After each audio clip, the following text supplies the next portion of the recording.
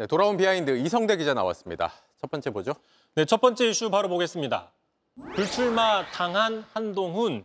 지금 여권에서는 연일 한동훈 전 비대위원장의 당대표 출마할지 안 할지가 늘 관심사고 있는데요. 네. 그러니까 오늘 오전에는 출마하지 않을 것이라는 메시지가 떠서 화제가 됐습니다. 바로 황우여 비대위원장이 직접 밝혔는데요. 한동훈 전 비대위원장이 이번 당대표 선거에 출마하지 않을 것이다라고 이야기를 한 겁니다. 네. 한번 들어보겠습니다. 네. 나온대요, 안 나온대요? 누구예요? 한동훈 전 원장이요. 안 나온다고 그랬어요. 자, 만약에 저게 사실이라면 오늘 정치권의 가장 큰 뉴스 중에 하나가 될 수 있는 것이죠. 네. 자, 그래서 앵커가 다시 한번 물어봤습니다. 같은 대답을 했습니다. 다시 한번 들어보시죠. 네. 안 나온다 그랬어요? 네네, 전당대회 뭐 대표 나온 데는 설이 있어서 오해받는 것 같다고, 자기는 그런 뜻 없다고 얘기를 했는데. 아, 그랬습니까? 황우여 위원장님한테 안 나온다고? 네네네네, 그런 뜻을 딱 잡아 얘기하진 않았지만.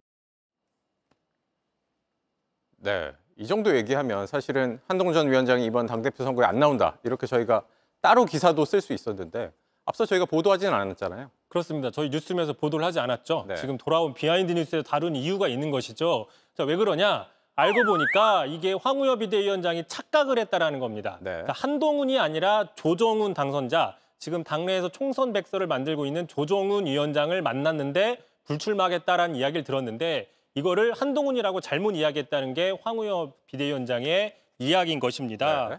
자, 그런데 두 사람, 한동훈, 조정훈 두 사람 보시면은 물론 이름에 한 글자 훈이 비슷하긴 하지만 뭐 이름이나 얼굴이나 헷갈리기가 좀 쉽지 않은 상황 아니냐라는 지적도 있습니다. 네. 뭐 어쨌든 결론은 다시 이제 모르겠다라는 상황이 된 겁니까? 그렇습니다. 자, 어쨌든 간에 황우여 비대위원장이 착각함으로써 여당은 좀 오늘 오전에 좀 곤혹스러운 상황이었어요. 그러다 인터뷰가 끝나자마자 이런 공지를 했습니다.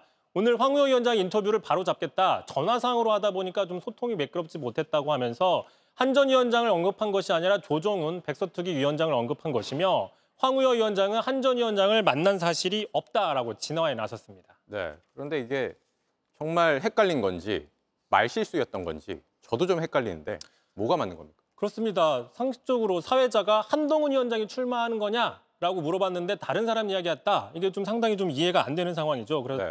그러다 보니까 당 안팎에서는 정말 헷갈린 것인지 뭐 의견이 좀 분분한 상황입니다. 자, 실제로 황우여 비대위원장의 별명이 뭔가요? 어당팔이지 않습니까? 네. 어수룩해 보이지만 당수가 8단, 정치 8단이라는 이야기인데 자, 실제로 취임하자마자 이런 얘기들을 했습니다. 한동훈 전 비대위원장을 좀 비판하면서 보수를 굉장히 당황스럽게 하는 사람이다. 또 동시에 전당대회를 8월 초로 연기한다고 하면서 한동훈 전 비대위원장에게 시간을 벌어주는 게 아니냐.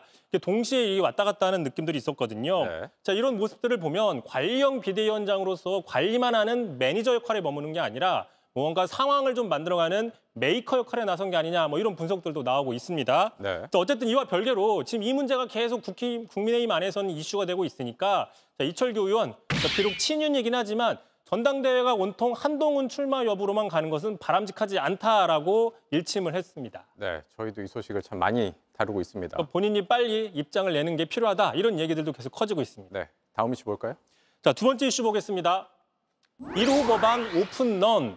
자, 오는 30일이면 22대 국회가 새로 시작이 되는 것이죠. 자, 그러다 보니까 1호 법안을 내려는 그런 모습들이 있습니다.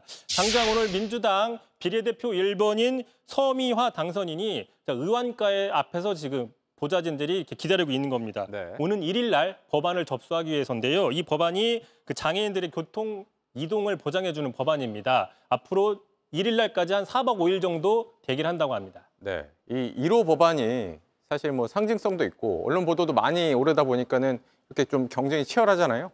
그렇습니다. 4년 전에도 비슷한 상황이 있었습니다. 당시에 이제 박광온 민주당 의원이 어떤 공공기관들의 어떤 사회적 가치를 실현하기 위한 법안을 내기 위해서 지금처럼 4박 5일 대기를 했는데 당시에는 갑질 논란이 나왔습니다. 보좌관들에게 밤샘 대기, 이른바 뻗치기를 시켰기 때문인데요.